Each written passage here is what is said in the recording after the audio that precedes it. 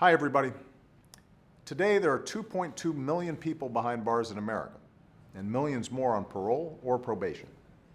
Every year, we spend $80 billion in taxpayer dollars to keep people incarcerated.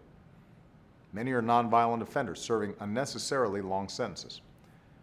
I believe we can disrupt the pipeline from underfunded schools to overcrowded jails.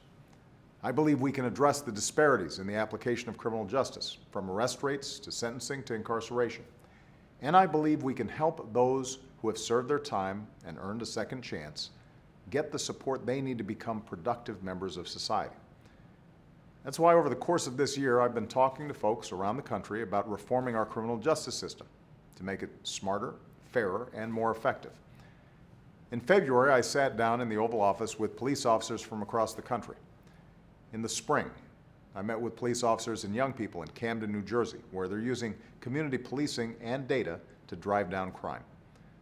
Over the summer, I visited a prison in Oklahoma to talk with inmates and correction officers about rehabilitating prisoners and preventing more people from ending up there in the first place. 2 weeks ago, I visited West Virginia to meet with families battling prescription drug and heroin abuse, as well as people who are working on new solutions for treatment and rehabilitation. Last week, I traveled to Chicago to thank police chiefs from across the country for all that their officers do to protect Americans, to make sure they get the resources they need to get the job done, and to call for common sense gun safety reforms that would make officers and their communities safer. We know that having millions of people in the criminal justice system without any ability to find a job after release is unsustainable.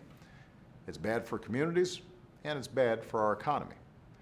So on Monday, I'll travel to Newark, New Jersey to highlight efforts to help Americans who've paid their debt to society reintegrate back into their communities.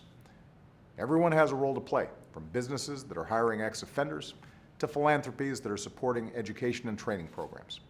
And I'll keep working with people in both parties to get criminal justice reform bills to my desk, including a bipartisan bill that would reduce mandatory minimums for nonviolent drug offenders and reward prisoners with shorter sentences if they complete programs that make them less likely to commit a repeat offense. There's a reason good people across the country are coming together to reform our criminal justice system. Because it's not about politics. It's about whether we as a nation live up to our founding ideal of liberty and justice for all. And working together, we can make sure that we do. Thanks, everybody. Have a great weekend and have a safe and happy Halloween.